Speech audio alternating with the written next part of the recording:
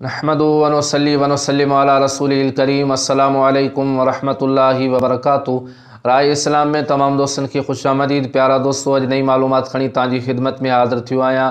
यकीनन अवां खे पसंद ईंदी। सो ही आहे त ज़्यादा खाइण जा कहिड़ा नुक़सानात आहिनि ऐं ज़्यादा खाइण सां कहिड़ियूं तकलीफ़ूं थियनि थियूं ऐं उन जे करे माण्हू केतिरी मुसीबतनि में मुब्तला थिए थो, उन जे बारे में अवां जी खिदमत में अर्ज़ु कंदुसि। पर उन खां अॻु में जेकॾहिं अवां असांजो चैनल सब्सक्राइब नाहे कयो त असांजे चैनल खे सब्सक्राइब कयो ऐं गॾोगॾु घंटी जे निशान ते क्लिक कयो ताजो असांजी हर अचण वारी नई मालूमात तव्हां ताईं आसानी सां पहुची सघे। प्यारा दोस्तों, नबी पाक सल्लल्लाहु ताला अलैहि वसल्लम जिन जो फरमान आहे, अल्लाह जे प्यारे महबूब करीम सल्लल्लाहु ताला अलैहि वसल्लम फरमायो त बेशक शैतान इंसान जे बदन में रत वांगुरु घुमंदो आहे, गर्दश कंदो आहे। सो प्यारा दोस्तों, इहा नबी पाक सल्लल्लाहु ताला अलैहि वसल्लम जी हदीस पाक तव्हां ॿुधी ऐं सूफ़िया इकराम फरमाइनि था त शैतान जेको बदन जे अंदरि रत वांगुरु गर्दश करे थो, घुमे थो, उन जे रस्तनि खे अवां बुख जे ज़रिए तंग करियो ताजो उहो रत वांगुरु अवां जे बदन में गर्दश या न करे सघे ऐं घुमी न सघे। त प्यारा दोस्तों, जेतिरी माण्हू खे बुख हूंदी एतिरो शैतान इंसान ते कंट्रोल करण में नाकाम थींदो ऐं जेतिरो माण्हू ज़्यादा खाईंदो त शैतान उन ते जल्दी वार करे सघे थो ऐं उन खे पंहिंजी जाल में फसाए सघे थो।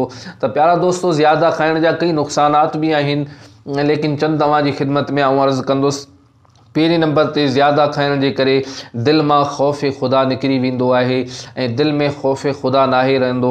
ऐं ॿिए नंबर ते मख़लूक़ ख़ुदा ते रहम करण जो जज़्बो हलियो वेंदो आहे, यानी माण्हू ॿी मख़लूक़ ते रहम न कंदो। जेको माण्हू ज़्यादा खाईंदो उन मां ई रहम वारो जेको जज़्बो निकिरी थो वञे, ॿिए ते उनखे रहम कोन ईंदो। उहो पाण ईअं महसूसु कंदो त जीअं आउं खाई पेट भरे आयो आहियां त ॿिया बि ईअं पेट भरे हलंदा घुमंदा फिरंदा हूंदा।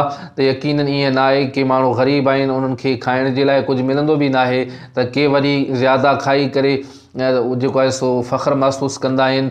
सो ऐं टे नंबर ते इबादत जेका आहे सो ज़्यादा खाइण वारे खे इबादत बि वज़न लॻंदी आहे ऐं इबादत उनखे ॻरी महसूसु थींदी आहे, इबादत करण में सुस्ती ऐं काहिली थींदी आहे। ऐं चौथे नंबर ते वाइस या नसीहत वग़ैरह उन जी दिलि ते असरु न कंदी ऐं उन जी दिलि उन सां नरम न थींदी। ऐं पंजे नंबर ते जेकॾहिं पाण मुबल्लिग़ आहे या वाज़ नसीहत करण वारो आहे त उन जी ॻाल्हि ॿियनि जी दिलनि ते कंहिं बि क़िस्म जो असरु कोन कंदी।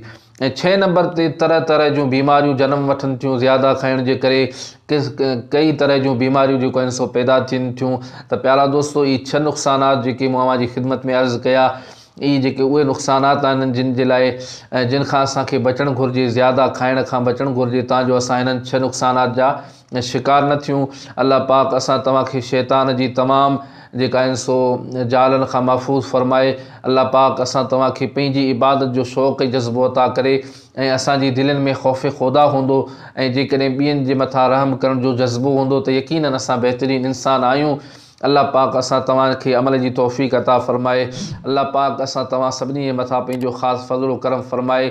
ही हुई अॼु जी मालूमात। वरी नई मालूमात में अव्हां जी ख़िदमत में हाज़िर थींदुसि। तेसीं ताईं इजाज़त ॾींदा। अल्लाह हाफ़िज़।